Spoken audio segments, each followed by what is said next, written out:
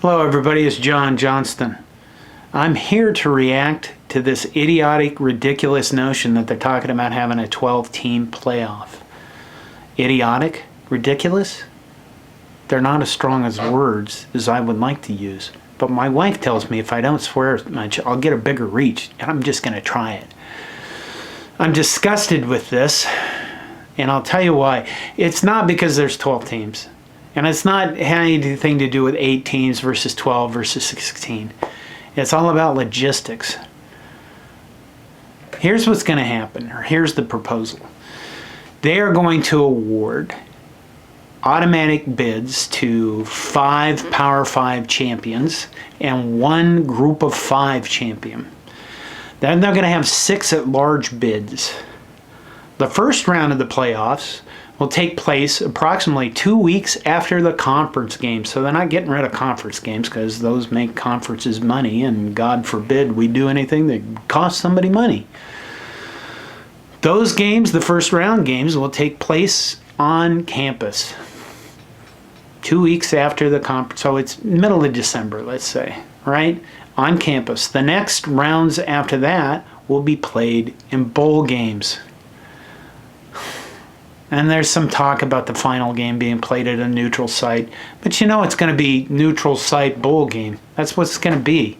So after all this change from the Bowl Coalition, Bowl Alliance, BCS, 14 playoff, and now a 12-team playoff, we're still involving the bowls in all of this. Why do we have to do this? Because it's really a crappy, horrible idea, and it should not stand. And I'll tell you why. If you are a guy, if you're one of the top seeded teams, you're not even going to play at home, right? A lower seeded team, they're going to get to play at home in front of their own fans in the first round. They're going to come to you, and you're going to play 3 consecutive games, basically off-site, off-campus, on the road, at bowl games. If you're a northern team, you're going to go to a southern place and play 3 consecutive bowl games, basically.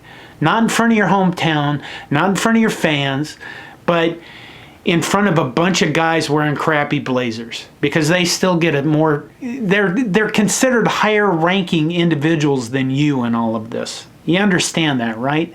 If you include the conference championship games, you're talking about 4 games in a row. Let's say Ohio State or Alabama, Clemson, Michigan, USC, UCLA, somebody would have to win 4 games in a row, not at home, in order to be crowned a college football champion. And I think it adds up to what, 17 games? Remember before we had a playoff, we couldn't have a playoff because that would have put too much strain on student athletes' bodies for their safety and health. That's certainly been blown out the window in favor of large bags of money being carried by the bank by Bill Bowlesby, Bob Bowlesby, and bunches of guys in blazers. So why does it have to be this way?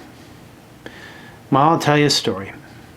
When I was in high school, I was sent to the principal's office 7 times when I was a junior. Now you're thinking, wow, you must have been a troublemaker. Let's forget about that for a minute and think about this. One of those times was because I and a bunch of friends took duck calls to a basketball game and played our fight song on duck calls. This was apparently an egregious, felonious event. We were drug into the office the next week and told that we were being unsportsmanlike. And I got frustrated with being sent to the principal's office over stupid things like that. And I asked the wisest person I know for some advice. And my mom looked at me and she said, John, institutions are run for those that run them and not those that use them. And I'm giving you those words of wisdom so that they can help you through your path in life, because they fit so many situations like this one. So why are we going to involve the Bulls? Cronyism. Because college presidents and chancellors are just like those people all those years ago, and now, I guess, where they want to take their families on a vacation to a warm place.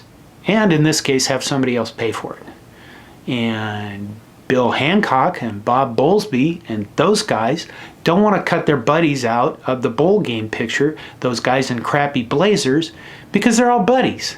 So you end up with this 12-team format that's just a piece of garbage. Nobody should go for this. Nobody should be for it. Do you really want to, if you're a rabid Nebraska fan or Alabama fan or a rabid Texas A&M fan, do you really want to have to travel 3 weeks in a row to see your team? They were asked about that. And what'd they say? They said, well, they could watch it on TV. As in, oh, we don't really care about the fans. Really, not at all. We care about our guys in orange blazers and our college presidents and us. About having the games more on campus, Bob Bowlesby said, I'm not sure that playing in East Lansing, Michigan on January 7th is a really good idea. Well, for who? Because the East Lansing, Michigan State fans would love it. They go to the game. The problem is it's not fun for you, Bill Hancock, Bob Bowlesby, and your blazer-wearing friends. It's going to be cold in East Lansing or Ann Arbor or Columbus or wherever Rutgers is. Imagine them making the college football playoff. Okay, let's not go crazy. Nebraska. But you get the idea. It's a terrible format. I don't have a problem with 12 teams. But playing it in the format they have, what you need to do about this is tell somebody and be angry about it. Maybe send a letter to your athletic director. Oh, wait, they don't count. Send a letter to your college president or chancellor. Send a letter to your conference commissioner. Unless his name is Kevin Warren, who will completely dismiss it as fake because he's not going to stand up to anybody anyway. He's just going to go along with the crowd and hope to hand out trophies to cheering crowds. I'd like to hear your thoughts on what you think about this 12-team format and having the games played at bowl sites. Screw the tradition. Let's see, just once in my life before I'm dead again, I would love to see Alabama play in the snow. I'd love to see Florida State play in the snow. That'd mean Florida State got good again. And you know what? That's okay. It'd be fun. I don't have anything against them. Wow. I should run for public office lying like that. Anyway, leave me some comments. Subscribe to the channel. Let me know your thoughts on the college football playoff. I hope you're well. Go Big Red.